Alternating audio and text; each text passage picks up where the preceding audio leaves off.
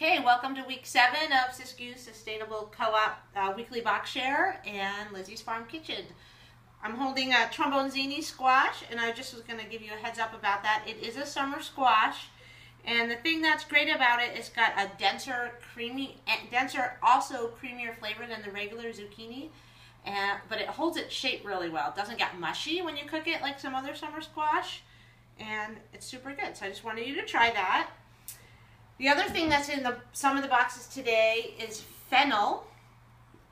And there's a couple of exciting things you can do with fennel. And Josh told me what they do on their farm is they just cut the fronds off and put it in a jar with mint and let it steep, and then they make a cool, refreshing tea. And what we're also going to do with it today is make a crudité for Baba Ganoush that we're going to make. It's so easy. You just cut the fronds off, set them aside for your tea, put them back here, cut the little bottom off, cut it in half the long way like that, and then you'll see there's kind of a little hard heart, so we just cut that off like that, and then you can just separate the fennel into like these little scoopy pieces, okay? It's not the most beautiful thing in the world, or you can slice it like that. And we'll just set that, just one second, sorry. We'll just set that aside till later, okay? Sorry about that. Okay, today we're gonna make a Baba Ganoush, and yeah, you could buy it at the store, but it's pretty easy, and it's so much better if you make it yourself. And also it's a great hot weather thing because you can make it in the morning and it will actually taste better in the afternoon when the flavors meld. And the first thing that you need is garlic. And I thought you would be interested in this because this is what the garlic looks like after it comes in from the field. We harvest it, we tie it with some string, and then we hang it in our barn to dry. And this is what it looks like when it comes in the barn for processing. And then we just break it off and take off the dirt, and I don't know, I thought you might like to see that.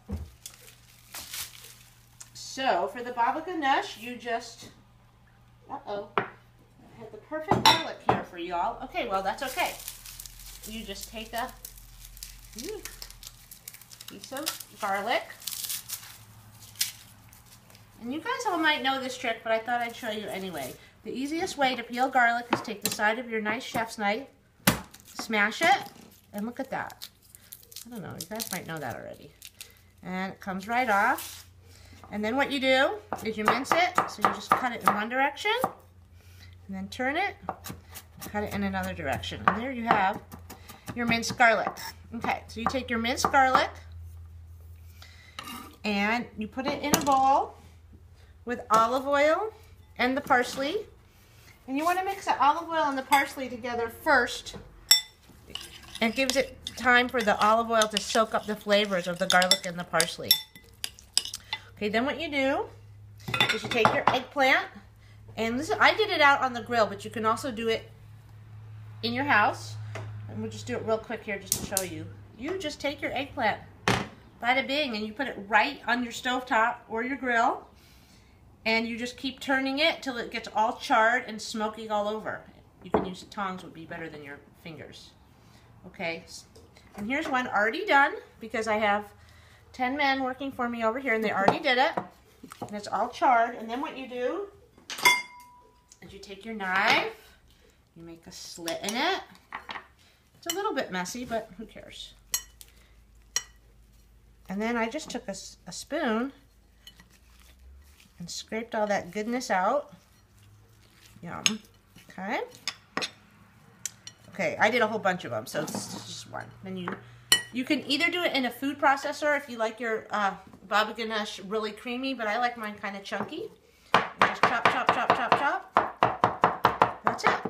Okay, and whoops, here's a bowl of already prepared, roasted, chopped up eggplant that my assistants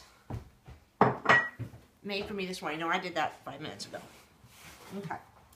Get rid of that. Okay, so then what you do, so easy. So you've got this and you've got this.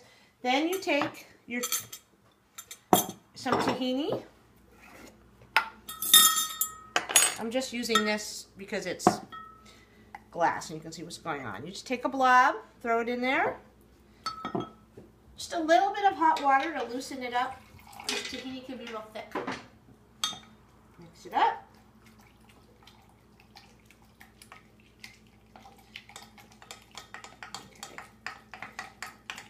Okay. You take your tahini, put it in with your eggplant. You see, I'm not measuring. I just kind of go by eye. Oh, I really love tahini, so I put a lot in. The other thing is lemon juice. Fresh lemon would be better, much better, but this is what I have. Let's put that in. Salt.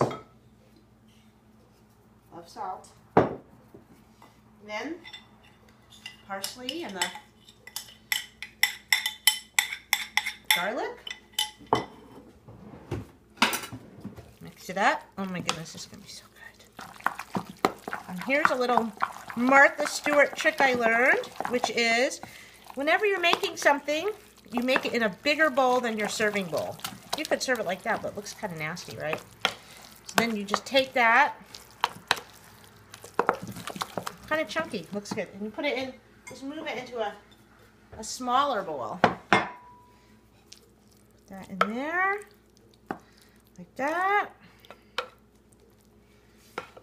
And then you can drizzle some olive oil on. See, there's a few pieces of the skin in there. That's okay.